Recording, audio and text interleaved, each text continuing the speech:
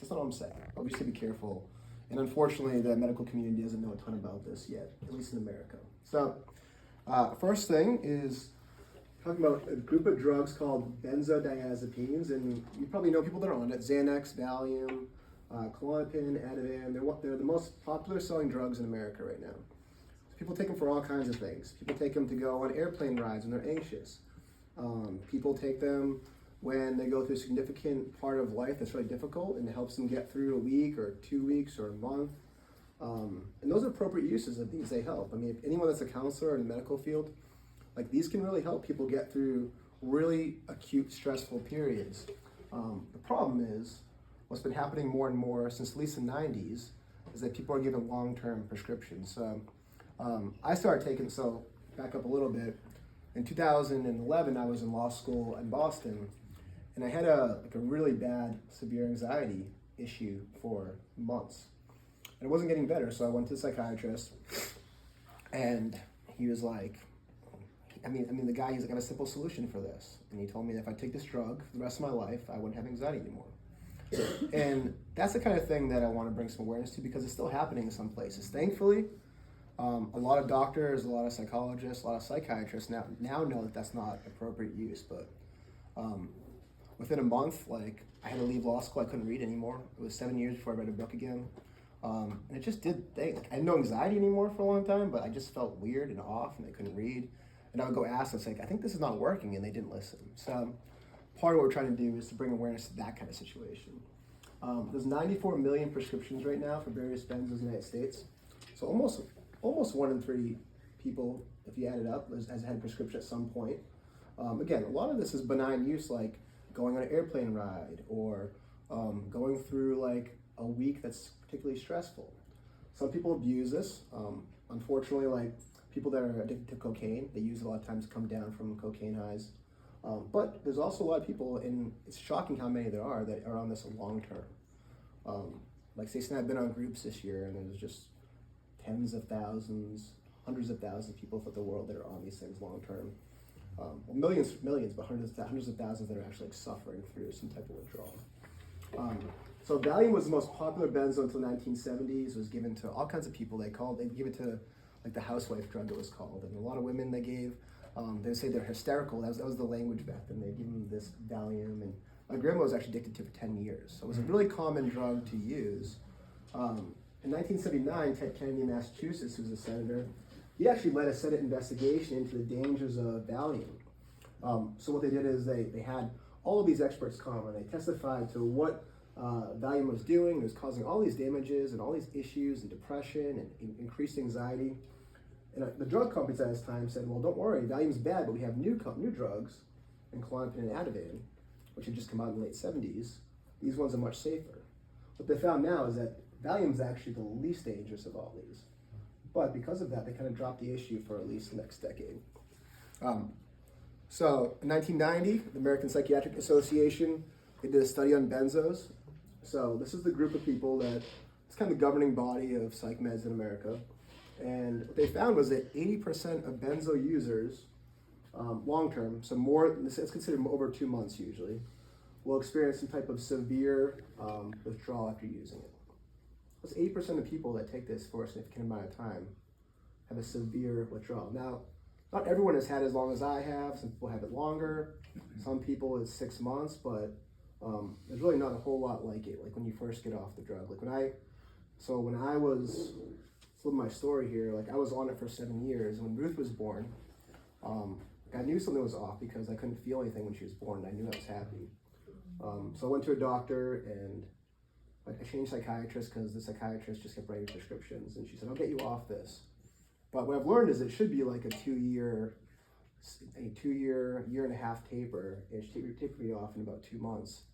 And I mean, it was horrific. Like my head was swollen, like it was just fluid. I could just feel it everywhere. I couldn't sleep for, I don't know, probably 6 months. It was horrible. So 8% of people that are on it are going through that kind of suffering, which is horrible. There is a woman named Ashton, thankfully, and she was a researcher and faculty member in England at a university there. She spent her whole career researching these drugs, and in the 90s, she created this thing called the Ashton Manual, which is part of one of the reasons I want to do this is because if people can know about that, they can save themselves a lot of suffering. If I had known about that, probably wouldn't have had the reaction I did.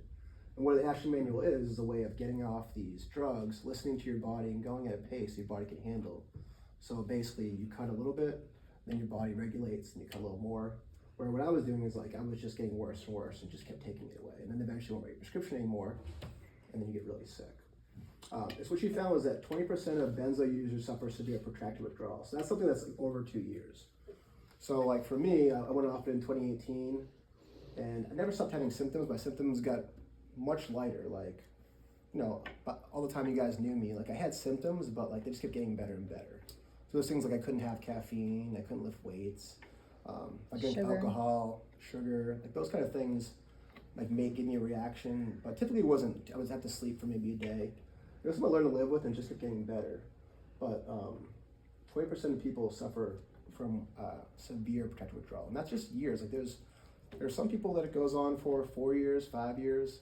The good news, which I told myself, and I guess this is kind of like people that go through this, they have to hear this like every 2 seconds, is that every single person gets better, because it's much more like having like an injury than it is like anything else. And injuries heal over time, just bodies heal at different paces. So in 2016, the FDA finally began issuing warnings against long-term use of these drugs, and there's now a black box warning on the prescription. So people that see this, they actually now know this could actually lead to severe side effects. Now, that's good, but one of the issues is like everyone that goes on psych meds, especially benzos, is going because they're having a hard time. And it's hard when the onus is put on you to figure out what might happen. And a lot of doctors still aren't really telling you, like, there is a possibility that, you will have long-term side effects of this and that your nervous system will be damaged. And the most dangerous part of this is cessation, so when you come off it, and the action manual. And if, like, honestly, my hope is like if every medical professional, even people that are like you guys that might know someone that goes through this, they just knew about how to taper off it, it could cause so much less suffering. It would just help so many people. So just quickly, this is kind of why, and I'm definitely not a scientist, like I just went to school for history, so Ben, if you see something that's wrong, just shout it out. But the way that these drugs work, and this will kind of help you make sense of why you have such severe symptoms. There's a neurotransmitter in your brain called GABA, and GABA is responsible for calming you down. Is that correct, Ben? Okay, so what this does is when you take the benzo, it actually binds to a part of your brain that signals for a release of more GABA. So like when you take it, you feel so relaxed because your brain is being flooded with GABA. But what happens over a long period of time is that because it keeps binding to that receptor, it actually wears it down, the receptor it doesn't work anymore. So when you get off it, your brain has no ability to now naturally make GABA the way that it would in the past. So you're damaged from making enough GABA. So like GABA is kind of like the brakes. Like if you get stressed out, or if like you're going down the road and a car pulls in front of you, like you feel stressed out, but within 20 seconds you start calming down. It's because GABA is now calming your body down. What happens with this drug is your body loses that ability to do that, so your brakes are gone. So if someone makes you angry, you're just gonna be angry for hours, days. If you're stressed, there's no end to it. So the worst part of it is just every emotion that is unpleasant just goes on and on and on. It's like no ending to it. So you have a nervous system that breaks, and it takes a long time for the brakes to heal. And that's why in this movie we're watching tonight, you're going to see such severe symptoms. Like, there's people that just can't do anything. Like, they're twitching and shaking, and it's just horrible. It's because of that brain injury they have. So common side effects, and this is for people that are on it. This is like the more common ones. Next one's going to be like the more severe ones. Emotional blunting, which is common with a lot of drugs. You just can't feel things. Interdose withdrawal, which is what I started having after a few years, is you take your morning dose, and by like 2 or 3 o'clock, you just start feeling really antsy, and like there's like ants crawling your skin.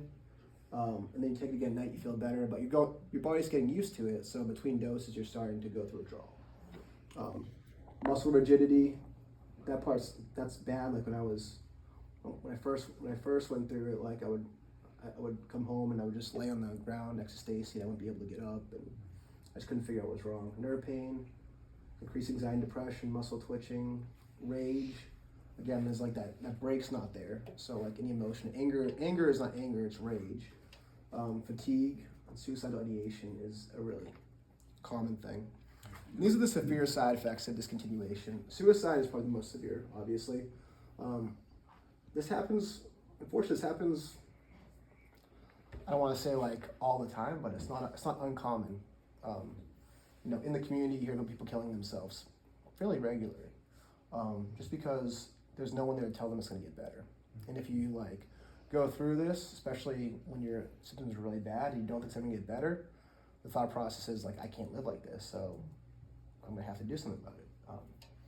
So again, hopefully you won't meet anyone that's going through this, but if you do, what people need is reassurance that they're going to be okay. Like they just need it over and over again. I'm so thankful. I had it from Stacy. I don't know, maybe like every 2 seconds. You know, I had it from my friend Chad over here, who lived next to me, and Josh, and just people just telling me you're gonna be okay. And that's what you need to hear. Akathisia, where you just keep walking and walking and walking, you can't stop moving. Shaking can cause violence again because the anger is just not able to stop it. Derealization, dissociation, kind of like feeling like you're living in like a cartoon almost is what it feels like when you first get off it. And then like long-term nervous system injury. And the final thing, I have 2 more slides, so hopefully you guys are not taking too much time. The reason why I show this film, like I told State, like I don't want to become like a crusader for benzos. Like I want to do other things in my life. Like it's not my hope to just continue this forever. But there's a few things I want to be able to do. Like as I get better, I want to be able to at least bring some awareness. And these are the things that I think are most important. Like if we can decrease long-term prescribing, there's significant inroads being made in some places. Massachusetts, ironically, where I got injured, is probably at the forefront of it. Help recognize symptoms that are not properly diagnosed. What happens a lot of times is that you go on this drug to help you, but you end up getting a whole new host of symptoms. When you go back to your psychiatrist, you get put on other drugs. So at one time, like I went from like being okay to being on 7 drugs. Like it was just my whole life. Like when I met Stacy, my whole life was just taking drugs. Like I took Klonopin, and I had to take something to sleep because my body was so amped up. And then they're like, prescribed drugs, though. What's prescribed. That? Prescribed, yeah. I wasn't taking they're all prescribed. And then people get diagnosed with illnesses that they don't really have. People get diagnosed with irritable bowel syndrome and Crohn's and just things that are being caused by the drug they don't know about. And a lot of times it makes your mental health much worse. So there's people out there that are like really sick and they're really suffering, and society is telling them they're borderline, or they have bipolar, and really what's going on possibly, not always, and those are real, but partly what could be happening is that these drugs are messing with their brain in a place where they're actually they can't regulate themselves. So one thing I would hope is if you do come across someone that's just really suffering, just to maybe at least ask a question, like, what are you taking, And it's really dangerous, you can't say get off it right now, but be like that part, like start that process of like what could we do here to kind of walk through safely getting off these, or just figuring out if that's part of what's going on here, because I didn't know that's part of what's going on. I just kept getting sicker and sicker. Informed consent, which this movie we're watching is basically about a woman that's trying to get informed consent passed in Massachusetts, and the doctors are very much against it, but just knowing this is a possibility. The action manual, and then support. That's the biggest thing. Like my wife was here to support me every single day, but a lot of people that we talk to just don't have support. And then finally, how can the church help? Like this condition, when you first get off it, and if it lasts a long time, is really difficult. Like most people can't work. You lose a lot of social support because people don't want to be around you because all you do is ask them to be okay. And people don't want to be around that. And divorce is really common too. Like the amount of people that we see in these communities who lost their spouse is just heartbreaking. And also they experience disbelief from psychiatrists, therapists, medical professionals, mocking at times, which they just don't know what to do. It's not that they're bad people, they just don't know what to do. They don't know how to respond to this. So before we watch the movie, I just want to share this first because it's about Jesus healing the leper. And I just feel like so many people that are going through this, like they're just going through the worst days of this. They feel like a leper because they can't work, they can't hang out with friends, like maybe their spouse left them, and it's just really painful. And I think the church could be a place where it could be a safe place for people going through this.